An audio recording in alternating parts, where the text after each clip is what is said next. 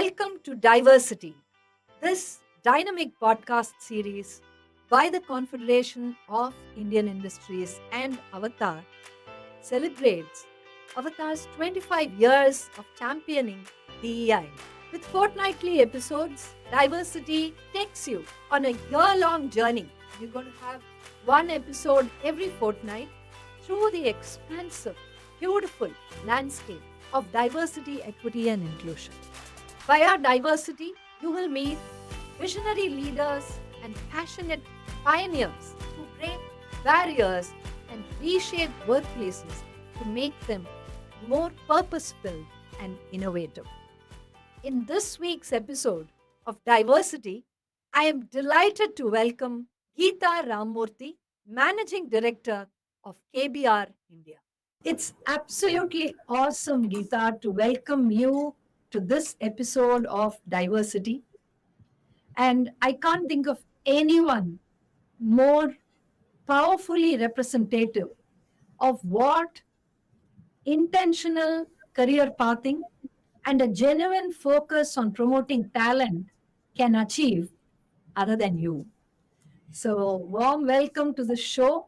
And I'm going to just get started by asking you the question which has been on my mind for a very long time, especially because we have interacted with you so often, so many times, and you have been this incredible champion of diversity, equity, and inclusion. And you have like literally, thrown your weight behind making sure that these concepts are really absorbed by people in very different forums. So I'm going to begin this podcast by, first of all, welcoming you and by just jumping the first question on you, which is what has made Geeta Ramamurthy? Thank you so much, Dr. Soundarya. First of all, I must mention that I feel extremely grateful and honored to be a guest, to be featured in this podcast series. I've watched the first two and they are just absolutely, insightful and so authentic. So I feel blessed. Thank you for that. And diving into the question, this actually sets me up on a nostalgic path, nostalgic journey. So when I grew up in Chennai, I'm originally from Chennai, born and raised in Chennai, and my mother also was born in Chennai. My son is also from Chennai, so we are a proper Chennai family. And I was born into a proper, middle class nuclear family, and my father was a cost accountant, a professional who wanted to pursue a CA, but for certain reasons, he did his CWA. And my mother, a homemaker. And when I grew up, the one thing that they kept reiterating to me was, you focus on your education and you have to excel in your academics. And I took that really seriously. So for me, the goals were almost like nearer to medium term. Always wanted to excel in studies, focused on that, and didn't have too many distractions. And I want to mention that I grew up as a timid girl, mostly focused on studies initially. And I started off in a local neighborhood school in close to our home in Mandavali, Satya Sai, school, which was run by a family. And, they focused not just on academics, but also on cultural aspects, art, music, and dance. And I was generally quite good at that. And so they really, kind of held me close to them. They celebrated me a lot. So when I had to move on from there to a convent called Rosary Matriculation, after I completed my third standard, for me it was a big shift. I mean, the school didn't want to leave me, but that was a different story. But I my parents decided to put me into Rosary Metric, a convent. For me, that was a big change, and I realized, looking back, what a tough journey it was for me, tough shift, because I was used to studying in a small school with few children, and for me, even going to a school where there were hundreds of students and four sections for each standard was a huge change. And I was pretty shy and also quite timid. I was intimidated by this change. The only thing that actually helped me overcome that was to be able to excel in academics, because I noticed people used to kind of make fun of me, saying, why is she so shy, why is she so quiet? They used to bully me a little also. And then when I started excelling in academics, I always started to stand within the first five ranks, and then I came first, and then consistently held on to that. People would want to be friends with me, so that was one tipping point for me. It helped me evolve as a as a person as well, gain confidence, but also it reaffirmed my belief in excelling in academics. So this was something that really helped shape me as a person, focusing on academics all along initially. But that was not all. Since I was a gifted singer as well at the time, I was also popular for going up on stage and singing during events. And my classmates used to also motivate me and encourage me. So all of these really helped me evolve as a more rounded student. And then the next phase was really when I completed my 10th. I was blessed to get a state rank. I was third in the state. And well, actually, that was in 12th. Sorry. In 10th, I was actually having to decide whether I should pursue, science or commerce. And my father actually took that decision for me. He said that you can do engineering, you're good in maths and physics, you can do biology, but I think these two professions are going to be quite demanding. And that was his view of the world. So Oh, he said that I feel it will be great if you take up commerce and then become a chartered accountant, and then pursue that career. I didn't have any specific fixation about doing anything at the time. I was open minded. And I said, okay, my father is guiding me. He knows what's good for me. So that's how I got into commerce. And then in 12th, I got a state rank. And then from then on, I pursued BCom, and then I went into CA. So reflecting back, I think my personality also evolved through the process to becoming more confident and more self aware of myself. But having said that, when I went into the corporate world after completing my CA and ICWA, I had shorter term goals. I mean, I wasn't able to envisage what I would be in 15, 20, 25 years' time. I just told myself I should keep learning, I should keep improving. And it was a discovery, a journey of discovery for me. And for me, at every different stage of my career, I had different milestones to achieve.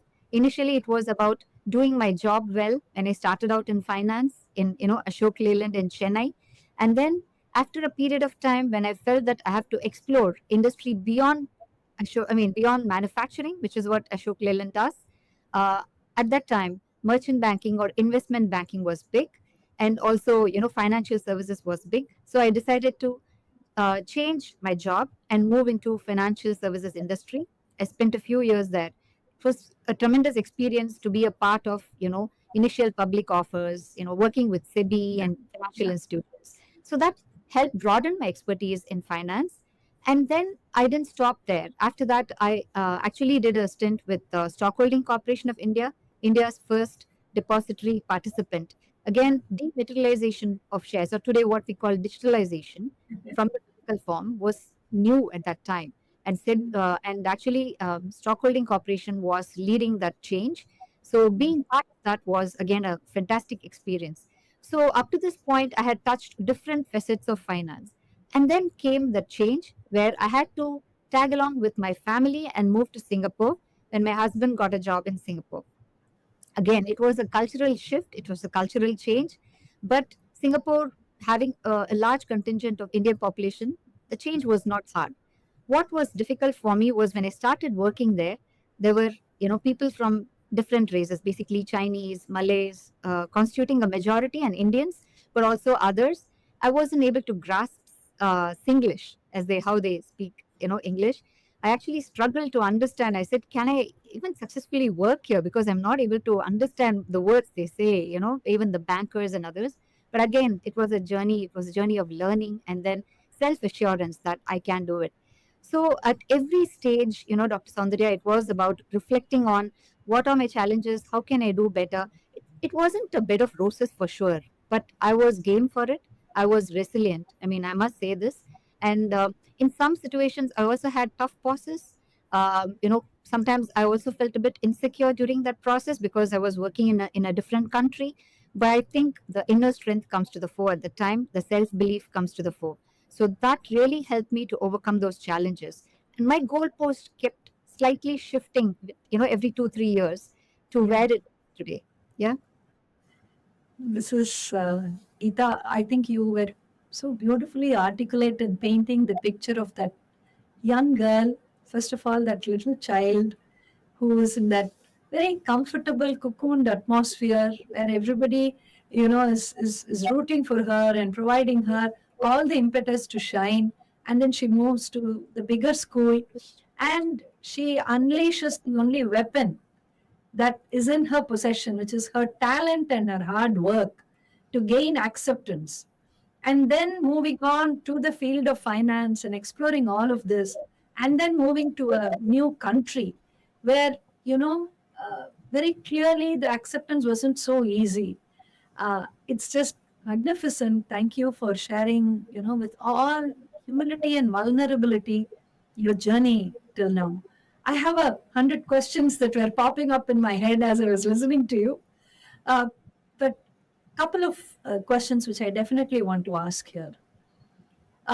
You are among those, archetypal women who have really utilized their talent, their intentionality to move from one stage to the other. It's a very straight and narrow, it's a very predictable thing, even though you wouldn't have goalposts or you didn't have something that you're working towards. You are in the here and now, and you were putting in your complete effort, but it was still quite a linear kind of a formula, meaning this is the input I bring into the situation, which is my hard work, my talent, my intelligence, my intentionality, and this is the sort of result that I can expect.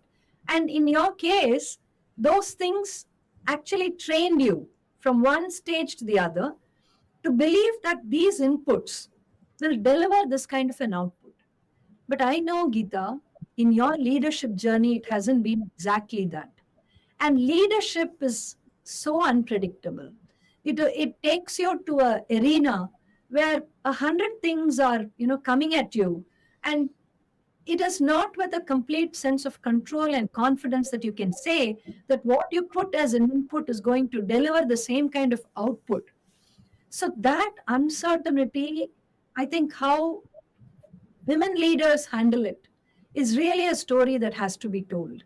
And I just want to kind of, ask you to share your opinions on how it feels to be one among the very few, a handful of women who are holding the top job, the C-suite job as managing director of KBR, where I'm sure things aren't so linear or predictable, where things are hardly the kind where you can say that, I'm intelligent, I'm hardworking, I'm gifted, I'm a multitasker, I'm good at various things. And if I bring this to the table, that's sufficient. So I want to really ask you, in what way has this understanding of your persona and what you are changed when it came to leadership? Absolutely. What a nuanced question, Dr. Saundarya. So, like I mentioned to you, I didn't know where I would be in 25 years' time when I started my career. And when I really decided at that point in time that I am aspiring for this North Star and I'm, going to do this come what may, there are two, three things of my personality that really helped me to, stay focused and go with full gut. So, that is self belief. So in the journey of moving from one company to another, but also one kind of dimension to another in my career, I realized that continuous learning is going to be key. And secondly, having that self belief that first of all, let me understand what the problem is, let me understand what's holding me back, and how do I really overcome those challenges. So that sort of belief that I can do it has certainly helped me, because in different phases of my life journey, I have been through multiple other challenges, some personal as well. So, for example, I just want to share on this again a moment of vulnerability. So, my mother actually, she is a depression patient. I mean, depression is a mild word. So, she has a psychotic condition, and it's been there for many years, right from the time I was in my plus two.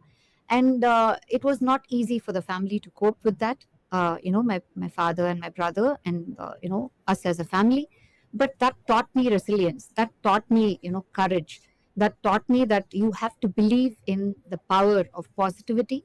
So even as a leader today, when you ask this question, being in this responsible position, I know it's nothing is predictable. You have to remain vigilant, but you also have to remain adaptable, and you have to believe that if there is a problem, there will be solutions around. So trust in that, believe in that. Positivity is something that I learned through all this, because hope and positivity definitely will not let you down. Coupled with your own efforts, your own sincerity and diligence with which you're trying to solve the problem. I mean, I'm trying to oversimplify it, perhaps, Dr. Soundarya, but this is truly how I think I deal with, issues that arise. I deal with the unpredictability that is around us. We can't have all the answers. If we, as humanity, have coped with a black swan event like COVID, none of them predicted this, and none of them knew how it would actually manifest. But we all dealt with it. So it's about being prepared for the unprepared, based on your own belief, your own resilience, and staying positive and making sure that you don't lose your will to succeed. Thank you so much. And I've often wondered, Geeta, where that absolutely indefatigable sense of energy, that unbounded optimism, and that ability to say yes to most things, which you demonstrate as a leader, as a client of Avatar, as a key industry figure, as somebody who speaks at so many forums and does so many things. I've often wondered where the source of all of this, energy is. And I thank you for sharing with so much of vulnerability, everything that you said. And this also answers the question in my mind, which I've often had. Um, I find that you really bat for the underprivileged, the underrepresented. You bat for people who need to be given a voice. You bat for people who require to be, for their stories to be told. Uh, you really look at the world and you look at society and you say, what can I, as an individual, as a leader, as a professional, do to make this change and make this society more inclusive? And, I'm finding a lot of answers in your story, in your experience, in what has shaped you to be you. But this question about DEI is something I have to ask you. There are initiatives that organizations take, that leaders espouse, but to make sure that it is a living, breathing, DNA, sort of a soul of your organization, requires a very different level of commitment. So, what do you see in DEI, in diversity, equity, and inclusion, that attracts you so much, that gets that energy all bubbling in you? And I mean, hundreds of conversations I can think of, where we've been talking, and this thought of inclusion, of creating a better thing, just brings out that huge amount of surge of that wellspring of energy in you. So I want to ask you, why this fascination towards diversity, equity, and inclusion? So it's again a profound question, Dr. Soundarya. And it's very true that I strongly, believe in DEI. Again, talking from my own personal experience, I have seen that, you know, over the years, if you start just with gender and just with women, the amount of opportunities or lack of opportunities that women have, seen.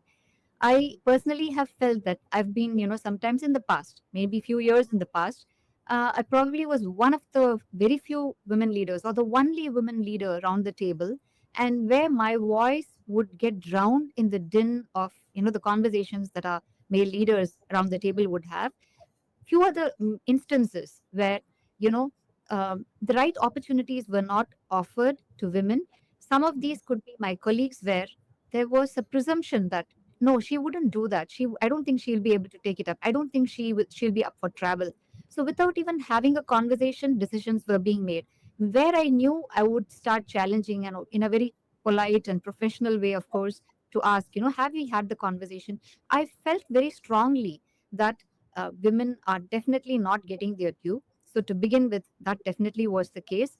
And secondly, it's not just about women. When you look at people, with disabilities or differently able people, I have tried to do a few things within my own, sphere of influence in the past as well. So again, there's stereotyping to say in an engineering and design world, you know, a person has to be like, absolutely physically perfect or whatever you call it, absolutely able without any issues to be able to carry out. But when we came across an opportunity to leverage the intellect of an individual, who was related to one of our employees in the past company, who was like, paralyzed, maybe hip downwards. Again, I challenged. The person can actually apply the intellect. Person can actually, work on the computer, and we are all working using engineering software. So why do you think the person can't work as long as we have the reasonable accommodations and all of that, because you have reach access and all of that. So we broke that, and we were able to make that person work successfully. He did a great job, and everyone appreciated. So for me, when these experiences really made me more resolute in terms of espousing the cause of DEI, whether it's people with disabilities or about gender, and again going beyond women to third gender and all of that. What I always talk about is that at least let's focus on three simple things: Mhm. awareness, acceptance, and advocacy. Be aware, be aware of why we need to look at diversity and equitability. It's about being more human. It's about being a compassionate human being. So that deeply resonated with me, and I started to apply that in the role that I'm taking on, where I see less women are represented, less people from diverse backgrounds are represented, and the same goes for people from underrepresented sections. I noticed, one of the women who was doing a different job, from maybe the housekeeping group, but she Mhm. had a degree and she had the intellect to do a different job. So we put her through an interview, and she actually came out in flying colors. She was not able to get the right job earlier because of the family circumstances and because of the fact that she didn't have the right people to support her. So I think each of these experiences made me more naturally, keen ambassador of DEI. Yeah. Thank you. One of the things I've noticed about KBR, and you should also kind of share your thoughts about it, is that, and this goes for your team, this goes for your leadership team as well with whom we have interacted. There is that genuine sense of purpose when it comes to picking up any initiative that you wish to do in DEI, and I think that's where that line between doing it so that you're creating a better employer brand, or you're creating a piece of a media news, or you're creating a photo worthy opportunity, to actually doing something not for tokenism, not for the fact that it gives you some other benefit, but for the fact that it actually reaches the intended, person for whom it makes a big difference. I have seen this constantly in the case of all initiatives that you take at KBR. I just want you to speak a little bit about how can that be done? Because as a leader who has full control over the P&L, and who has to actually deliver certain outcomes in certain ways, for you to say that I'm going to do this with the intent of what it's able to deliver to the end beneficiary, and not look at it in any other way, how do you make that happen? Yeah, I mean that's really something that we need to do very mindfully. I think, Dr. Sundarya, because you're right. Sometimes it can just be something for us to post on social media or just talk about, share with friends. But truly, you have to believe in that power of what you're doing. And I think we all have to recognize that if we are able to touch lives of individuals in the process, um, you know, remove blockers, enable some careers to blossom, the feeling of satisfaction that gives is paramount. And I think that's what I try to encourage the leadership, the wider leadership team, to recognize. So Mm. starting with the usual training of unconscious bias, being aware of that, and then why DEI, what how is it going to help us as a business, but also how is it going to help us as a community, as human beings. So Yeah. this is the constant thing we try to do. But more often than not, I think people have started to recognize the power of diversity, because the innovation that we have started to see at work is phenomenal. Ah, And oh, the workplace has become so much more vibrant and so much more positive with the diverse workforce we have. So it really helps, that feeling of teamwork and collaboration thrive by having more women at the workplace, by promoting people from different backgrounds. I think people are starting to see the value beyond tokenism. And it's also about leadership walking the talk, Dr. Soundarya. We did few things, setting up ERGs, employee resource groups, which bring Yeah. women to a common platform. Yes. Yes. But over and above that, we also have to consciously pat on the back those male allies who do a good job, who remove blockers for some of their women, who nominate them for key projects, who nominate them for key initiatives. So those are some things that have really worked. And I think there's now a natural progression towards, really putting DA as a completely a central value of how we run our business here. But another thing, which often I find this to be a question that I also ask leaders, and I want to get clarity on this myself, is um, amongst a long list of uh, an MD's or a CEO's achievables, things that you wish to do, things that you are assessed on, things that your performance is measured on. DEI is great, but how can it be one of the top sort of goals that a MD or a CEO should aspire for?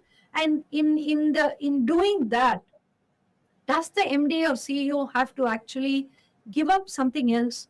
Is it always a choice, or is it something that can be together?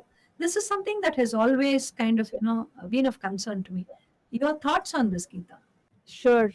You're very right. It's not always easy at a senior level, whether you're at a CXO level, when you are very much committed to promoting DEI and you believe in the power of it, both for the community and as well as for the business. It's a long journey, Dr. Soundarya. It's not easy because maybe 60%, 65% of the people will readily understand, but there is probably another 30, 35% who are somewhere on the fence, not sure, do we really need to focus so much? Do we really need to drive hard? And it's really working through the ranks, taking them into your conversations, making it a more inclusive process. So what I have tried to do, Dr. Soundarya, at my level, is that it's about telling them that this is not to take away what they have, this is to make them more successful. Because you can't grow unless you have a diverse workforce, unless you bring those brains, the women engineers into the system, and you actually then have an opportunity to take on more work, to do brilliant work.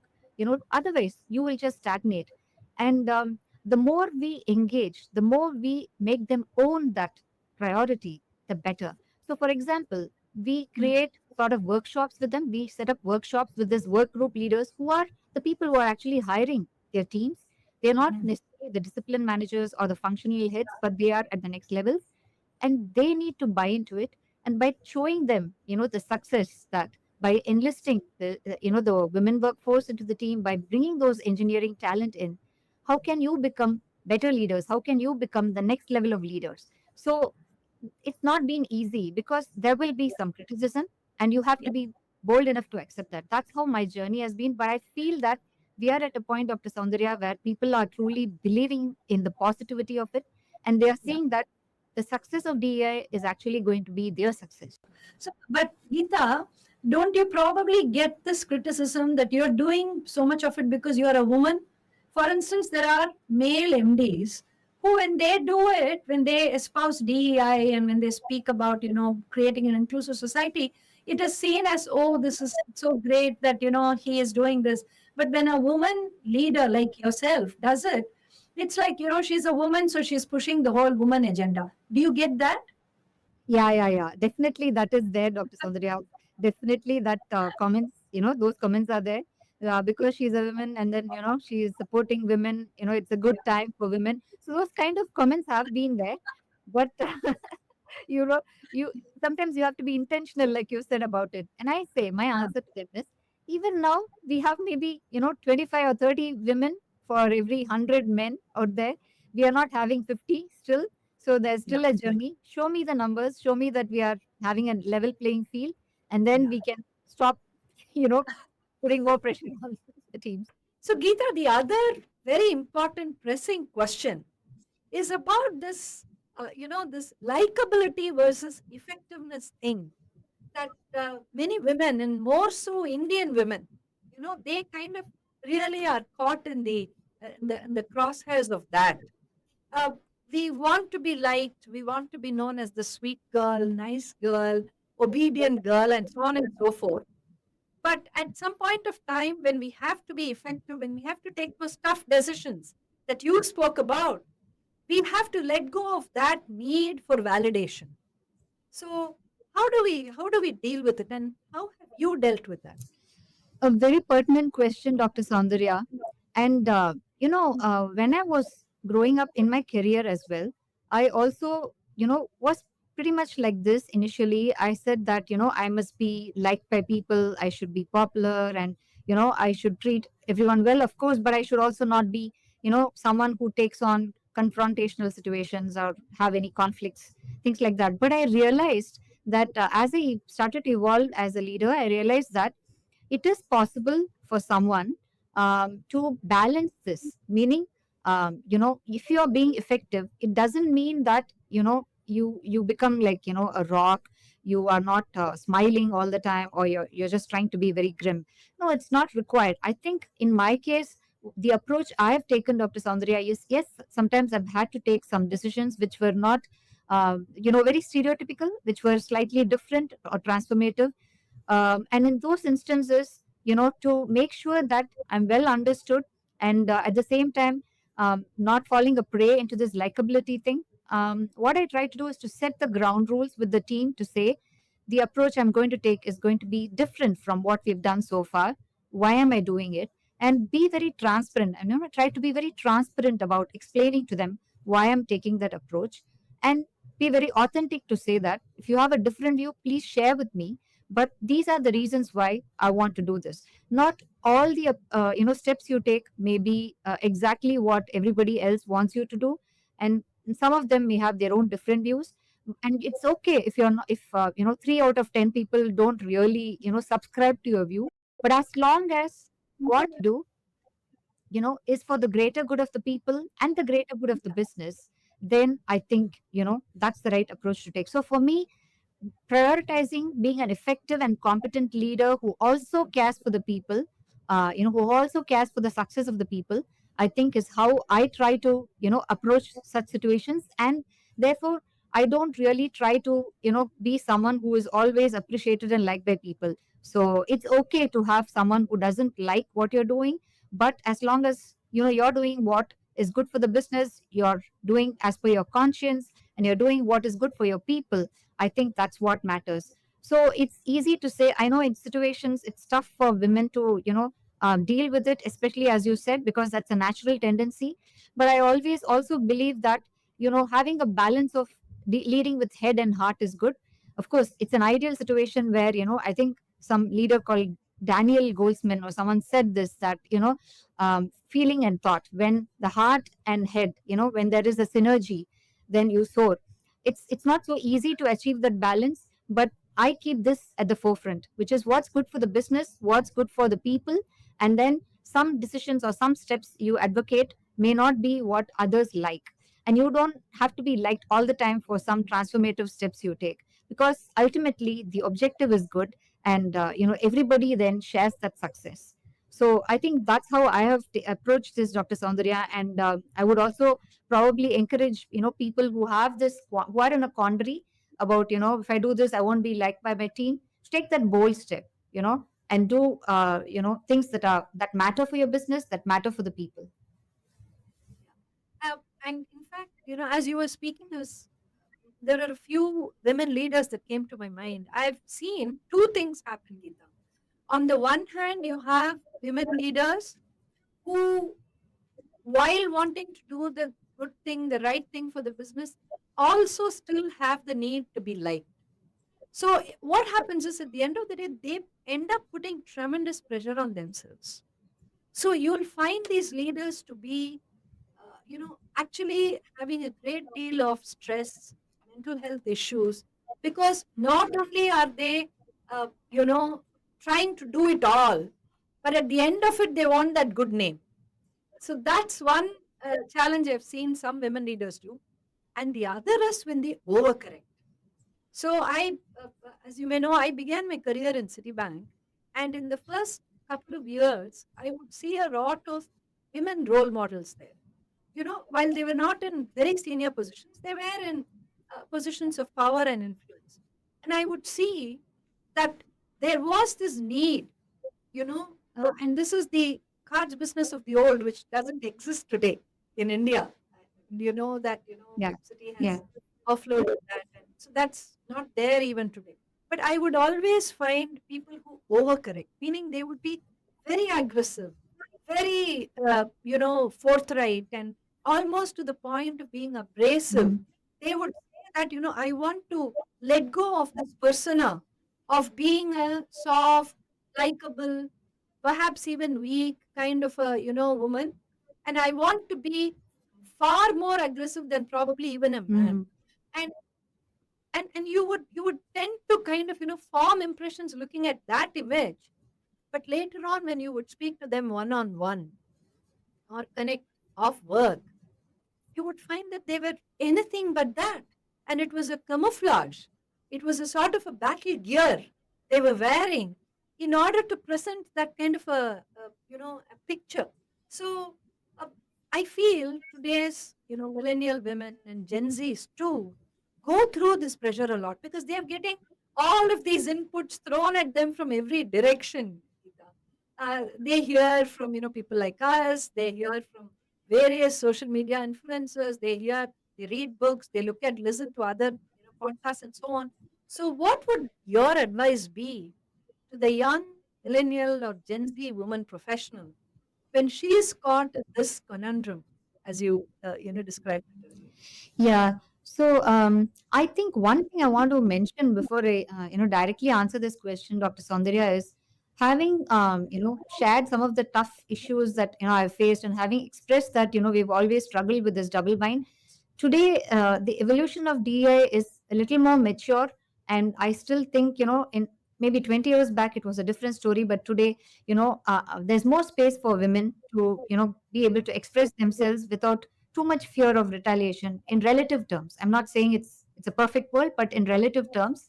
And there's an awareness and consciousness. So women of today, at any cost, they should be their authentic selves. So they should not put on a persona which is not their true self. That's not the point. The point is, when we talk about them being effective, it's really not trying to align with the erstwhile societal expectation or stereotyping to say women should be very soft spoken, very submissive. So it's really defying those artificial constructs, being their natural selves, being their self confident selves, and be able to take a more balanced approach to say that when it calls for a clear definitive action, I take an objective view, I think through, and I apply my head, and I take this. But at the same time, I don't let go of my strengths, which is being empathetic, being someone who is emotionally intelligent, and being someone who is responsible, also for the well-being of my people.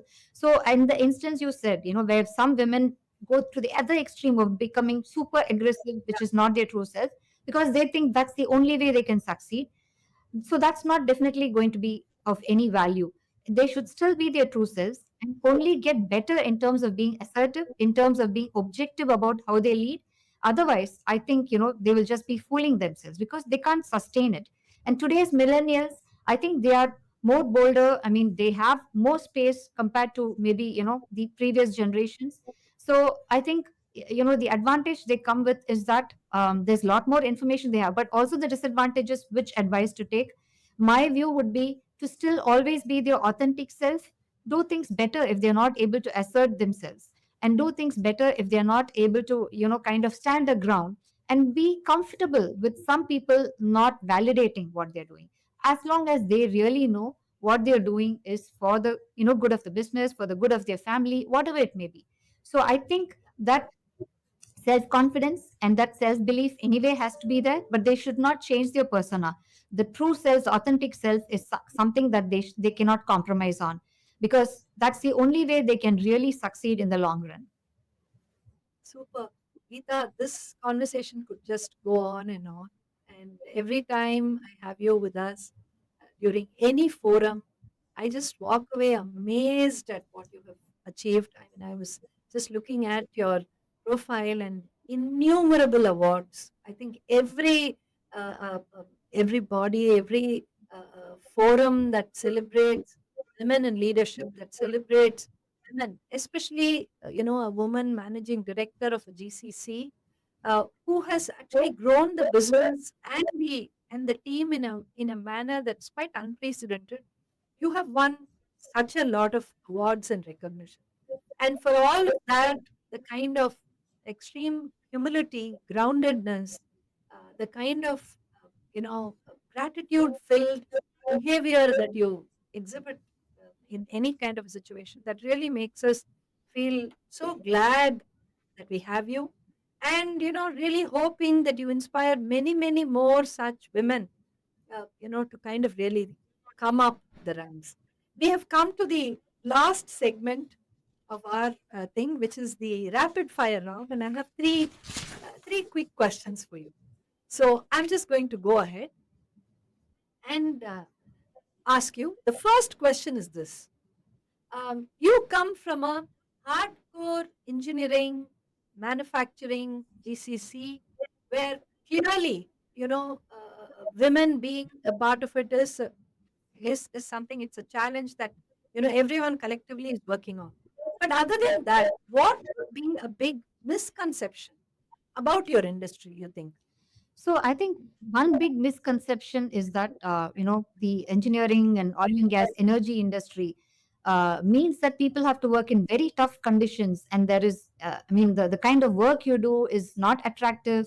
It's going to be more physically demanding. So that's a big misconception. We have evolved so much today, and everything is done through data and digital. So the kind of careers one can have is as good as the kind of career somebody can have in a software engineering environment. So it's phenomenal, and that's a big misconception I want to kind of demystify.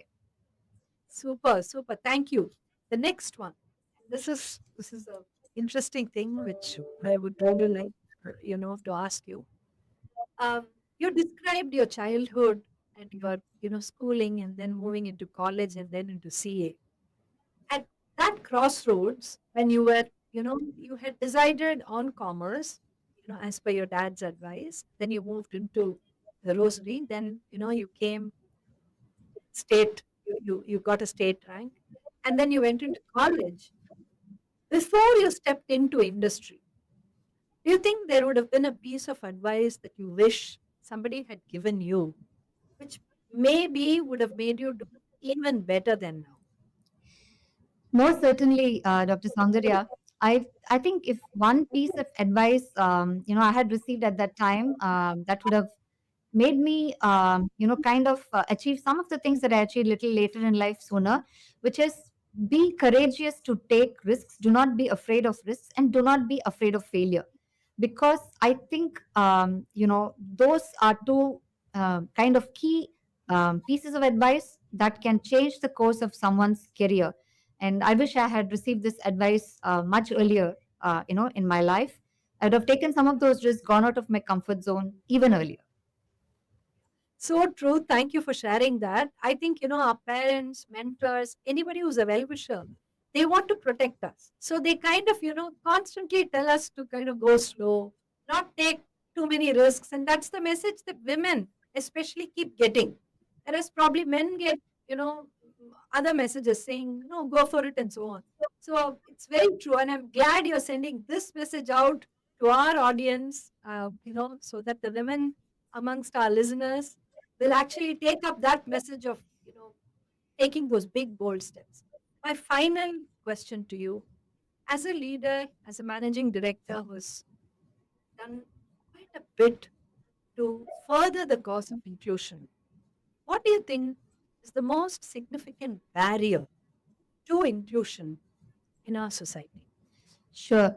So, amongst a number of factors that are, kind of barriers to inclusion, I feel the most important one is attitudinal, which is really, sort of the outcome of societal conditioning and stereotyping and deep rooted unconscious bias.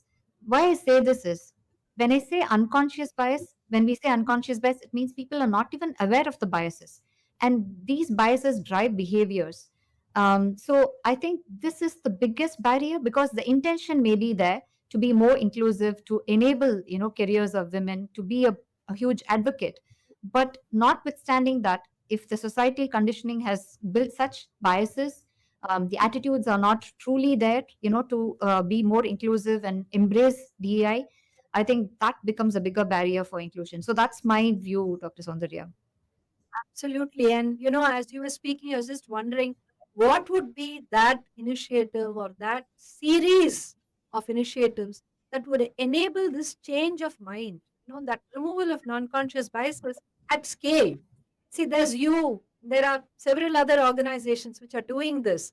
And, there are organizations like Avatar, which are, of course, working with companies and trying to make that happen. But to do it, in a manner that really creates that change fast and in a widespread manner is probably what will lead us to Viksit Bharat, I think. So, Absolutely. it has been fantastic having you with us, Geeta. Likewise, it's been wonderful talking to you, Doctor. Thanks a lot. And, I'm just going to say that I hope that this conversation is uh, is one of those that serves as a reference for both leaders and for women, to come back and listen to, especially some of the parts where you spoke, so powerfully about the fact that all of those experiences, which together bring that, very strong and resilient persona in you. I hope that that reaches a lot of people. So thank you so very much, Geeta, for sparing time and being with us. Thank you. Thoroughly enjoyed the conversation. Thank you so much. And that's a wrap for this awesome episode of Diversity. I trust it sparked a lot of fresh ideas, clarity, and kind of gave you some moments of absolute enlightenment as you listened to Geeta Rammurthy, Managing Director of KBR India. This podcast series, Diversity, is aimed to fill you with real world inspiration and fuel your DEI ambition. Thank you for tuning in, and catch you in the next episode for yet another powerful infusion of inclusive ideas.